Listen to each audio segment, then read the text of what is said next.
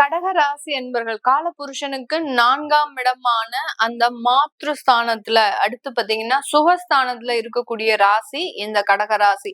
மாத்ருஸ்தானம் அப்படின்னு சொன்னாலே அம்மாவினுடைய பாசத்திற்காக ஏங்குபவர்கள் நம்ம கடக ராசி என்பர்கள். அப்போ அம்மாவினுடைய பாசமே கிடைக்காத அப்படின்னா பாசம்லாம் கிடைக்கும். அதெல்லாம் இவங்க உதாசீனப்படுத்திக்கிட்டே இருப்பாங்க. பக்கத்துல இருக்கும்போது இவர்களுக்கும் தாய்க்கும் ஏதாவது ஒரு பிரச்சனை வந்துகிட்டே இருக்கும்.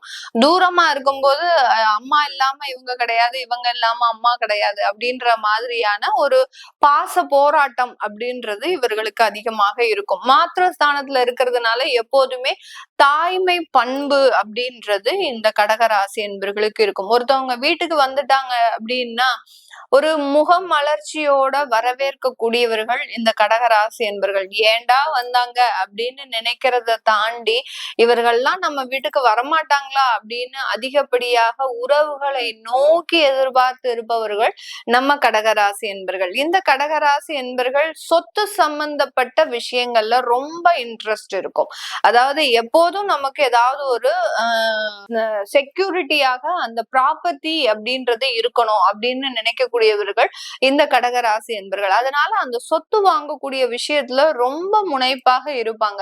அதுலயும் சொத்து சேர ஆரம்பிச்சிருச்சு அப்படின்னா அதை இன்னும் சேர்க்கணும் அப்படின்ற மாதிரியான எண்ணோட்டங்கள் இவர்களுக்கு அதிகப்படியாக இருக்கும். இவர்களுக்கு இந்த மாதத்துல 8ஆம் இடத்துல 5 கிரகங்களின் சேர்க்கை. இந்த ராசி என்பவர்களுக்கு ஒரு 8ஆம் இடத்துல ஒரு கிரகம் இருந்தாலே சொல்ல வேண்டாம். அப்படியே இவர்களினுடைய மனநிலையே பாத்தீங்கன்னா ரொம்ப டென்ஷனா, டிப்ரெஷனா, அடுத்து பாத்தீங்கன்னா இல்லாத வியாதி எல்லாத்தையும் எடுக்கக்கூடியவர்களாக இருப்பாங்க. இப்போ இந்த மாதத்துல 8ஆம் இடத்துல 5 கிரகங்கள், ஒரு கிரகத்திற்கு 5 கிரகங்கள். அப்போ 5 மடங்கு பிரஷர், 50 மடங்கு பிரஷர், 100 மடங்கு பிரஷர் அப்படின்றது இந்த பிப்ரவரி மாதம் இந்த கடகராசி என்பர்களுக்கு இருக்க போகுது. அப்போ இதை நீங்க எப்படி சமாளிக்க போறீங்க கடகராசி என்பர்கள்? இதையெல்லாம் நீங்க எப்படி ஹேண்டில் பண்ண போறீங்க? எந்த மாதிரியான சில விஷயத்துல நீங்க ரொம்ப கேர்ஃபுல்லா இருக்கணும் அப்படின்றதுதான் நம்ம பார்க்கலாம். இப்போ இந்த கடகராசி என்பர்கள் 8ஆம் இடத்துல என்னென்ன கிரகங்கள்லாம் இருக்கு அப்படின்னு பார்க்கும்போது சூரியன், அடுத்து சுக்கிரன், புதன், செவ்வாய், ராகு.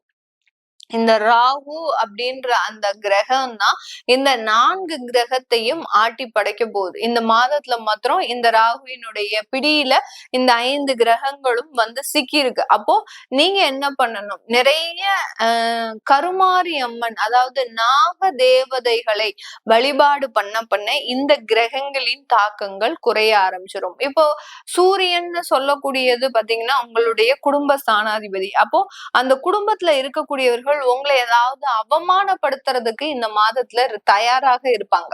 எங்கேயாவது நீங்க சிக்குவீங்க, உங்களை போட்டு சந்தியில இழுக்கணும் அப்படின்ற மாதிரியான சில முயற்சிகள் அப்படின்றது குடும்ப உறவுகள்னால இருக்கும். அந்த இடத்துல நீங்க ரொம்ப கேர்ஃபுல்லா இருக்கணும். அப்போ அந்த வாக்குஸ்தானத்திற்குரியவரும் அந்த சூரியனாகப்பட்டவர் 8ஆம் இடத்துல போகும்போது உங்களுடைய பேச்சினாலேயே நீங்க பிரச்சனையை கொண்டு வரக்கூடிய ஒரு தருணம். அப்போ நீங்க கொஞ்சம் மௌன விரதம் இந்த மாதத்துல இருக்கிறது நல்லது. மௌன விரதம் அப்படின்றத தாண்டி கொஞ்சம் அமைதியை மெயின்டைன் பண்ணுங்க, கண்ட்ரோல் பண்ணிக்கோங்க. சில இடத்துல கோபங்கள் அதிகமாக வரும். 8ஆம் இடத்துல செவ்வாய் வேற வராரு. செவ்வாய் வந்துட்டாரு அப்படின்னாலும் சொல்லவே வேண்டாம். உடம்பு சூடு அப்படின்றது அளவுக்கு அதிகமாக போகும். இதனால நீங்க என்ன பண்ணுவீங்க? உங்களுடைய கோபம் அதிகமா எல்லாரும் நேர்மையா இருக்க மாட்டேங்கிறாங்க, நான் மட்டும் நேர்மையா இருக்கிறதுனால எனக்கு இவ்வளவு பிரச்சனை வருது அப்படின்னு தன்னைத்தானே சில தேவையில்லாத துன்புறுத்தலுக்கு ஆளாகக்கூடிய ஒரு நேரம். சில பேர் ரொம்ப பாத்தீங்கன்னா இந்த கடகராசி என்பர்கள் ரொம்ப சென்சிட்டிவா ஆயிட்டாங்க அப்படின்னு பாத்தீங்கன்னா தன்னைத்தானே துன்புறுத்திப்பாங்க. ஒரு இடத்துல அடைஞ்சு போய் இருக்கிறது, வெளியில வராம வேற யாரையும் சந்திக்காம இருக்கிறது, அடுத்து பாத்தீங்கன்னா எல்லார்கிட்டையும் கோவப்பட்டு அசிங்கமா பேசுறது, இது எல்லாத்தையுமே தன்னைத்தானே அவமானப்படுத்தி கொள்ளக்கூடிய ஒரு தருணமாக இருக்கும். அதனால இந்த இடத்துல ரொம்ப கேர்ஃபுல்லா உங்களுடைய தெய்வ வழிபாடு, பிரேயர்ஸ், என்னென்ன விஷயங்கள் எல்லாம் நீங்க உங்களால செய்ய முடியுமோ அது எல்லாத்தையும் செய்யுங்க. இன்னும் ரொம்ப ஒரு பிரச்சனைகள்ல இருந்து நீங்க தப்பிக்கணும் அப்படின்னு நினைச்சீங்கன்னா யோகா போன்ற விஷயங்கள்ல ஈடுபாடு வச்சுக்கோங்க. அதாவது ரொம்ப மெடிடேஷன், ஒரு நாளைக்கு அட்லீஸ்ட் 1 hour ஆவது நீங்க மெடிடேஷன்ல இருக்கணும். மார்னிங் 1/2 hour, சாயங்காலம் 1/2 hour. இந்த மாதிரியான ஒரு 1 hour மெடிடேஷன் இருந்தீங்கன்னாலே போறோம். இந்த மாதத்தை நீங்க கொஞ்சம் கண்ட்ரோல் பண்ணிக்கலாம். மேடம் பயமுறுத்துற மாதிரியே சொல்றீங்க. ஏற்கனவே எங்களுக்கு இந்த நிலைமைகள் தான் போயிட்டு இருக்குது. எங்க வீட்டுல இருக்கிறவங்க என்ன புரிஞ்சுக்காம ஏதாவது ஒரு தவறான விஷயத்துல என்ன நோக்கி செயல்பட்டுக்கிட்டே இருக்கிறாங்க. இதனால அவங்கள சமாளிக்கிறது எனக்கு பெரும் பிரச்சனையாக இருக்கு. அவங்கள சமாளிச்சு நான் ஆபீஸ்க்கு போய் வேலை செய்யலாம்னு பார்த்தா அங்க வேலையில பாத்தீங்கன்னா என்னுடைய உயரதிகாரிகள் ரொம்ப என்ன தொந்தரவு படுத்துறாங்க. இப்படி ஒவ்வொரு இடத்துலயும் உங்களுக்கு பிரச்சனைகள் அதிகரிச்சுக்கிட்டே இருக்கு. அப்போ இந்த மாதத்துல அந்த மாதிரியான பிரச்சனைகளே வரங்க போகுது. ஏன்னா இதுக்கு முன்னாடி இருக்கிறது உங்களுக்கு ஜாதக ரீதியான பிரச்சனைகள். இப்போ கோச்சார ரீதியாகவும் அந்த பிரச்சனைகள் வரும்போது வேலையில எல்லாம் தொந்தரவுகள் ஜாஸ்தி ஆயிடுச்சு அப்படின்னா நீயாச்சும் உன் வேலையாச்சு அப்படின்னு சொல்லிட்டு விட்டுட்டு வெளியில வந்துட்டே இருப்பீங்க. ரிசைன் பண்றதுக்கு தயங்காத ஒரு நேரம் அப்படின்னா இந்த பிப்ரவரி மாதம் தான் இந்த கடகராசி என்பவர்களுக்கு. அதனால இந்த ரிசைனேஷன், வேலையை விடுறது, இது எல்லாத்தையும் யோசிக்கவே கூடாது.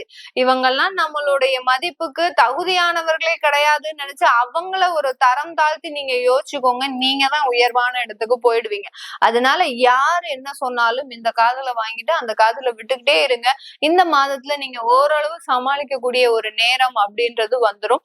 பெண்கள் ரொம்பவும் கவனமாக இருக்கணும். உங்களுடைய நட்புறவுகளோடு ரொம்ப பெஸ்ட் ஃப்ரெண்டா இருப்பாங்க. ரொம்ப பெஸ்ட் உறவு முறைகள்ல, ரிலேஷன்ஷிப்ல ரொம்ப பெஸ்டா இருப்பாங்க.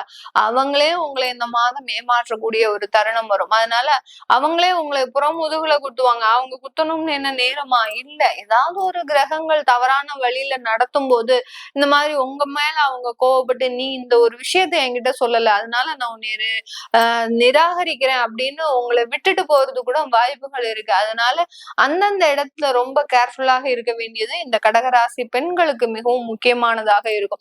இந்த காலகட்டம் தொழில் சம்பந்தப்பட்ட விஷயங்கள் எப்படி இருக்கும்? தொழில்ல பெரிய அளவுக்கு வருமானங்கள்லாம் இருக்காது.